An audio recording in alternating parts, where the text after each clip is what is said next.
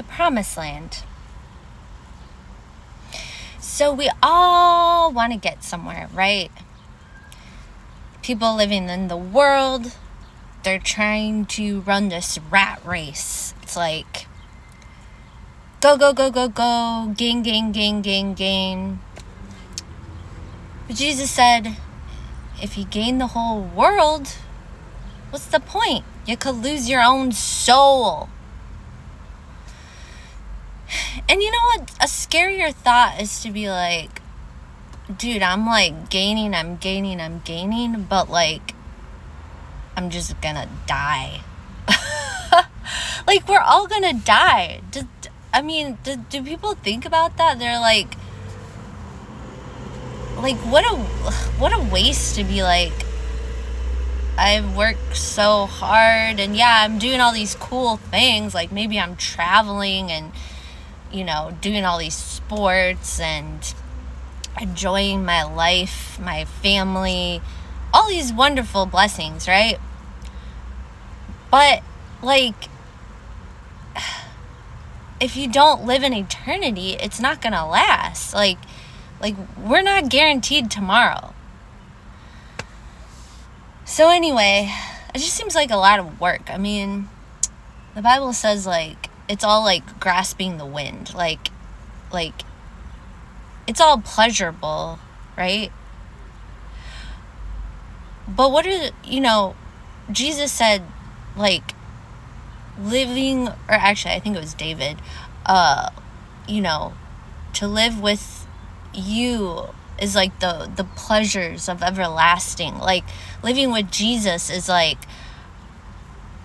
everlasting, like pleasures forevermore. Like think about it. We'll be eating like fruit that we've never tasted in heaven. We'll be, I don't know, exploring galaxies, like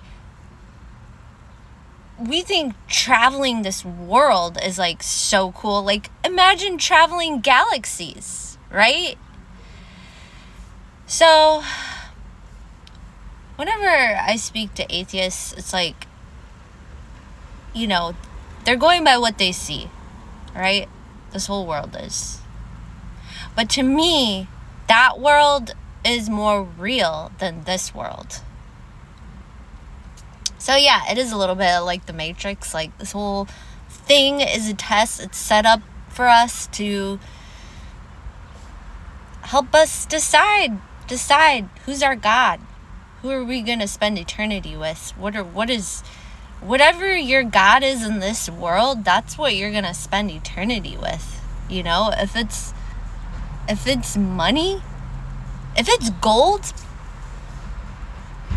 you might get a lump of gold in hell and you're just like, wow, this lump of gold like really makes me happy. Aside that from all the hellfire. But anyway, I'm not really like that type of preacher, but like it's real, so I'm not gonna sugarcoat it, right? But that really wasn't the point of my focus here. The promised land was my focus, okay? So for us, the promised land is heaven, right? But there's also a promised land here on earth, like the dreams that Jesus has for you, for your life, right? It's always to give you hope and to prosper you. So I feel like, just like the Israelites, once they got to the promised land, it's not like it was absent of problems, right? So that's where our thinking goes wrong. Is like we're still here on earth and we think once we get to the promised land, whatever that is, whatever our dream is, whether it's getting married, having children, moving here, doing this, that, or the other, like we think that that's absent of problems. The only time that our promised land is going to be absent of problems is when we're with Jesus. So we have to put on our boots, we have to lace up our boots and say, hey, I made it to this new promised land. There's going to be new giants. There's going to be new battles. And instead of, being the victim. We gotta be the victor. And I'm not trying to not sympathize with you. I'm not saying I'm not gonna sit in the ashes with you. I'm not saying like I'm not gonna be there for you. Absolutely, I need that as well. I need people to lift me up, or else I'm not gonna make it, you know. So but what I'm saying is the next chapter that you want to get to is going to have new challenges. Just like when you climb a mountain, like, just give me a second for that.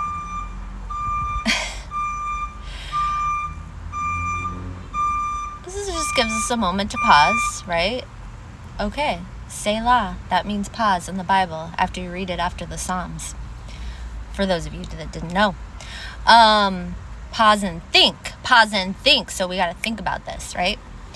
So, yeah, so new chapters mean new challenges, new levels of faith. So when we're climbing this mountain, right, it's like, if we do that route 5 times, we can kind of understand how the route's going to go. We know we make this move, we do this move up there. But if we've never climbed this route before on this mountain, to ascend, it's going to be a challenge. It's going to be like, oh, I've never done this before.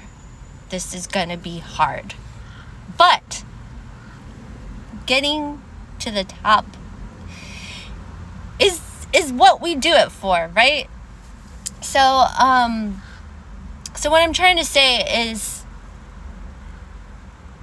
that new home, that marriage, that relationship, if you're looking at Facebook, Instagram, all that social media stuff and thinking that this person's life is perfect because they got their highlight reel, that's not reality, okay? That person, famous or not famous, whoever you're comparing yourself to, they are not absent of problems. In fact, they probably have more problems than you do because their life is on TV or social media or whatever. So, yeah. So, this is not to discourage you, but to encourage you. Because we are not called to look behind ourselves like, oh Lord, what about the old days of glory? The only way we move past into the future is to be present with the present.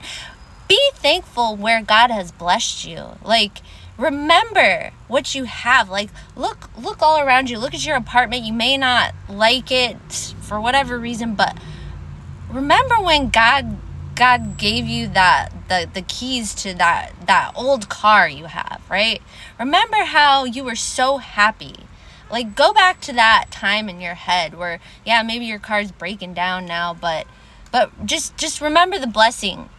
Because God, you are in the perfect place for God to bless you. And if you can have that mindset, you can defeat any challenge that comes against you. So, Lord, I just pray that you would equip whoever's listening to this to fight this battle and to know that you are Christ within the storm. You are the peace within the storm. And that you, Lord, the battle is yours, Lord. Because if God be for us, who dare be against us? And so I just want to bless you now. And I just want to give you peace. And I just want to say, you got this. Because Jesus is with you.